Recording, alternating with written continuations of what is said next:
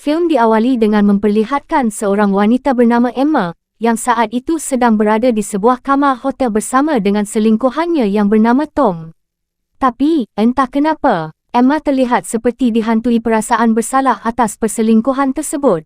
Emma lalu berkata kepada Tom bahawa dia harus segera pergi, kerana hari ini adalah hari ulang tahun pernikahan dia dengan suaminya.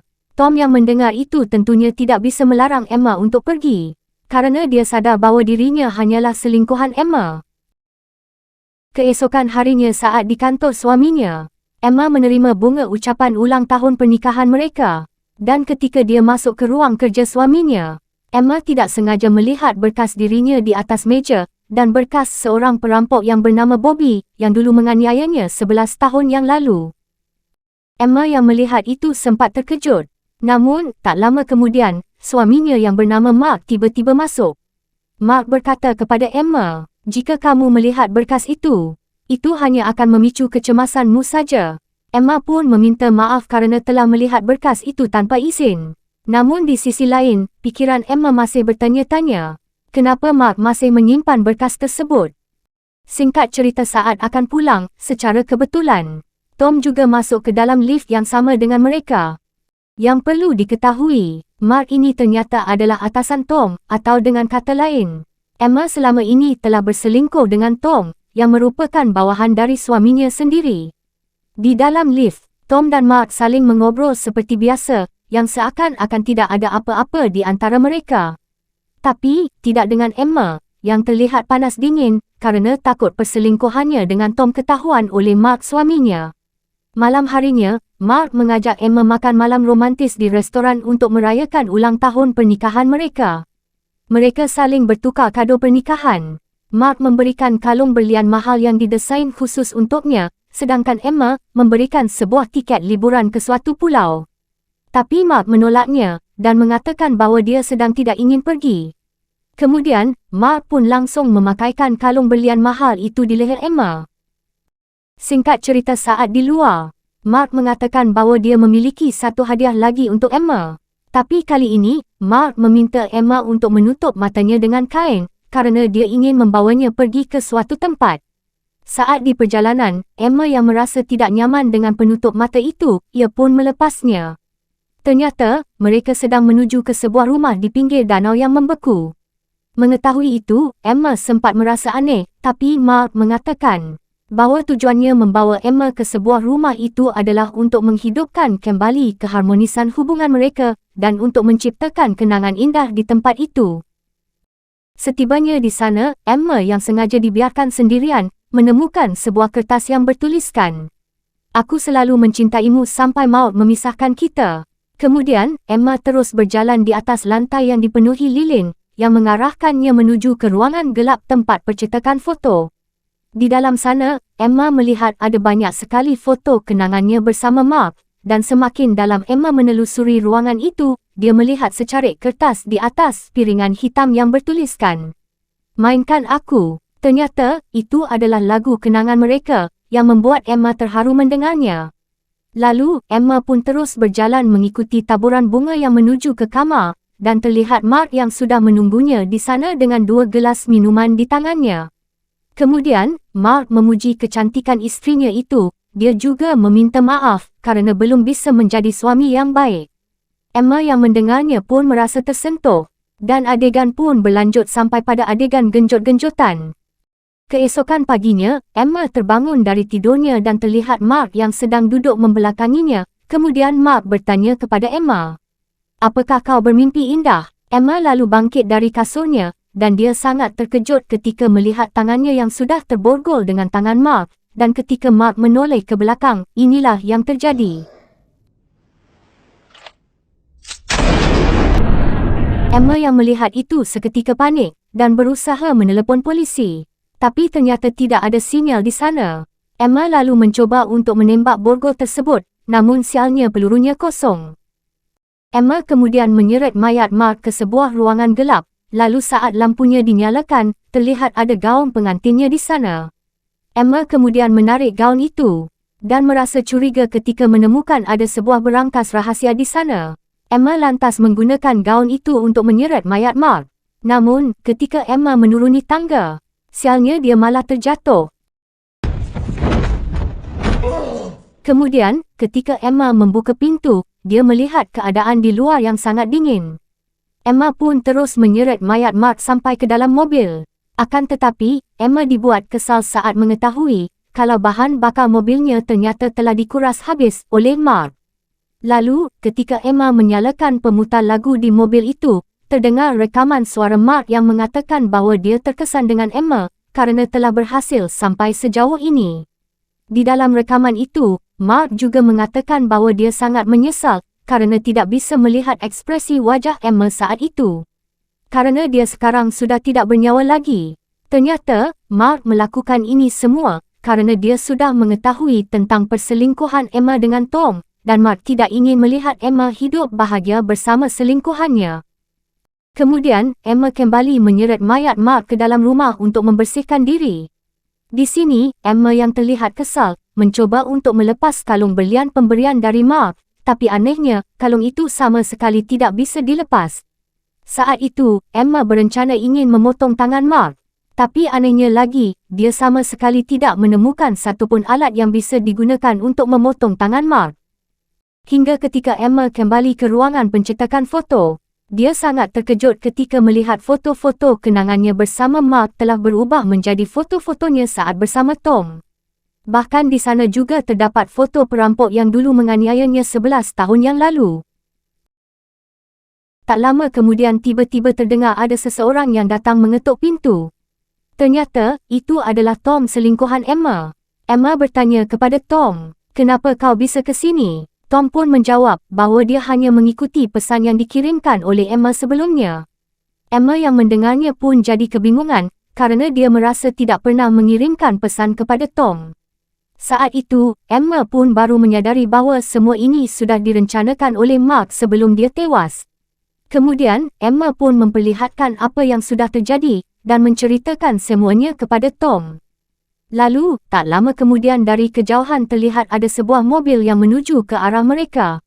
Melihat itu, Tom menyuruh Emma untuk tetap bersembunyi di dalam. Sementara Tom, dia akan menghadapi orang itu.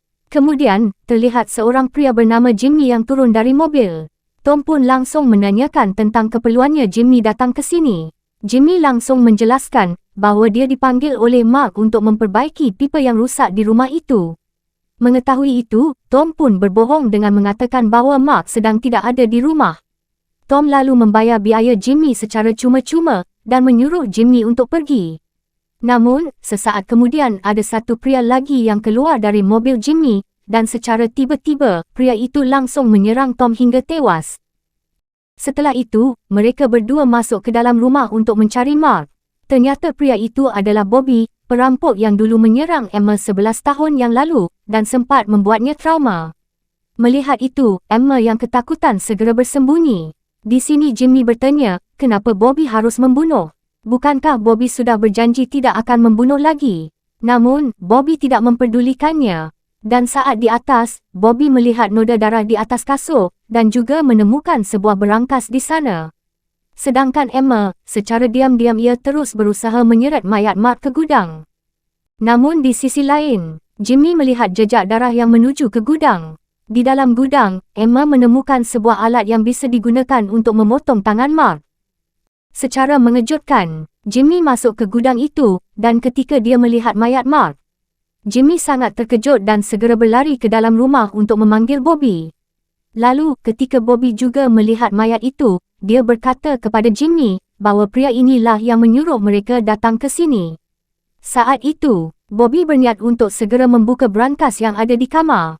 Tapi, sebelum itu Bobby tidak sengaja melihat ada bekas jejak kaki yang ditinggalkan oleh Emma di sana. Namun, mereka mengabaikannya dan mencoba untuk membuka brankas tersebut. Di sisi lain, Emma menemukan bahan bakar. Ia pun membawanya ke mobil dan langsung mengisinya. Namun secara tiba-tiba, Bobby juga ke sana dan membuat bocor ban mobil itu untuk berjaga-jaga. Emma yang panik pun secara perlahan-lahan keluar dan melihat Jimmy yang sedang menyeret mayat Mark. Melihat itu, Emma pun segera bersembunyi. Tapi sialnya, suara langkah kaki Emma terdengar oleh Bobby. Bobby pun segera mencari suara langkah kaki itu. Saat itu, Emma bersembunyi di dalam rumah, bersamaan dengan Jimmy yang juga telah masuk membawa mayat Mark, dan Bobby yang juga masuk mencari keberadaan Emma. Lalu ketika Bobby sudah sangat dekat dengan Emma, Emma pun mencoba mengalihkan perhatian mereka dengan menekan tombol mobil yang ada pada kuncinya. Mendengar itu, Bobby dan Jimmy segera menuju ke mobil, tapi mereka tidak menemukan siapa pun di sana. Bobby kemudian berkata ke Jimmy bahawa suara mobil itu hanyalah sebuah pengalihan, yang artinya masih ada seseorang di rumah itu. Lalu, mereka pun segera kembali ke rumah untuk mencari Emma, yang di mana Jimmy disuruh untuk mencarinya di lantai bawah, sedangkan Bobby mencarinya ke lantai atas. Singkat cerita, Bobby pun menemukan tempat di mana Emma bersembunyi. Emma yang menyadarinya kemudian langsung menghantam kepala Bobby. Jimmy yang mendengar kegaduhan itu segera menuju ke sana, dan tanpa dia sadari, Emma tiba-tiba menyerangnya dari belakang. Melihat ada kesempatan, Emma mengambil kunci mobil mereka. Namun, ketika Emma sudah masuk ke dalam mobil, tanpa disangka Bobby berhasil menangkapnya. Tapi sebelum itu, Emma sempat menghubungi polisi sehingga lokasi mereka dapat dilacak. Di sini, Jimmy yang takut tertangkap sempat mengajak Bobby untuk kabur, tapi Bobby tidak mahu dan memaksa Jimmy untuk tetap berada di sana sampai semuanya selesai. Jimmy kemudian disuruh untuk membawa mayat Mark ke kamar. Sementara Bobby, ia terus menanyakan tentang kode berangkasnya kepada Emma. Tapi Emma bilang dia sama sekali tidak mengetahui kodenya. Dan Emma pun dibuat pingsan oleh Bobby. Tak lama kemudian, Emma tersadar dengan keadaan tangan yang sudah kembali terborgol ke mayat Mark. Di sana terlihat Bobby yang terus menanyakan tentang kode berangkas kepada Emma. Bahkan Bobby juga mengancam akan memotong jari kaki Emma jika Emma tidak mahu memberitahukan kodenya. Tapi, Jimmy mencoba menahan Bobby dengan menodongkan pistol yang dia temukan di bawah kasur. Jimmy pun meminta Bobby untuk menjatuhkan pisaunya dan segera menjauh dari Emma. Kemudian, secara baik-baik Jimmy meminta Emma untuk memberitahukan kodenya dan berjanji mereka akan segera pergi dari sana. Namun, Emma mengatakan bahawa dia akan memberikan kodenya dengan syarat mereka harus melepaskan borgolnya terlebih dahulu. Jimmy pun setuju dan kemudian membukakan borgolnya. Setelah borgolnya terlepas, Emma akhirnya memberitahukan kodenya, iaitu 29 Juli 2011, yang di mana itu adalah tanggal pernikahan Emma dengan Mark. Bobby pun segera memasukkan kodenya dan membuka berangkasnya. Tapi ketika dibuka, ternyata hanya berisi sebuah pisau dan sebuah kertas yang bertuliskan, "Berlian yang kalian cari ada pada Emma." Seketika mereka pun baru menyadari bahawa berlian yang dimaksud adalah kalung berlian yang ada di leher Emma. Tapi, Emma mengatakan bahawa kalung ini sama sekali tidak bisa dilepas. Jimmy sempat membantu Emma untuk melepas kalung berlian itu, tapi tetap saja tidak bisa. Melihat itu, Bobby mengatakan bahawa Mark sengaja membuat kalung itu agar tidak bisa dilepas. Di sini, Bobby pun mulai faham alasan Mark memanggil mereka ke sini, yang di mana Mark secara tidak langsung menyuruh Bobby untuk memotong leher Emma menggunakan pisau daging yang ada di berangkas itu. Akan tetapi, Jimmy kembali menahan Bobby agar tidak melakukannya. Jimmy harus tewas karena kelakuannya sendiri. Emma yang melihatnya pun kemudian mengambil pisau untuk melawan Bobby. Emma yang berhasil membuat Bobby tersungkur. Kemudian dengan cepat langsung memborgol tangan Bobby ke mayat Mark. Lalu dengan keadaan lemah, Emma mencoba untuk kabur, tapi Bobby tetap mengejarnya sampai di atas danau yang membeku.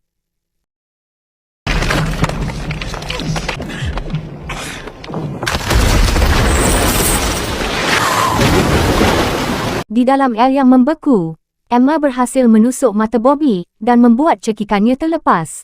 Sehingga Bobby pun harus tenggelam dengan tangan yang terborgol ke mayat Mark. Sedangkan Emma, ia terus berusaha untuk kembali ke permukaan. Kemudian, pada akhirnya terlihat Emma yang berhasil selamat dan langsung membuang cincin pernikahannya.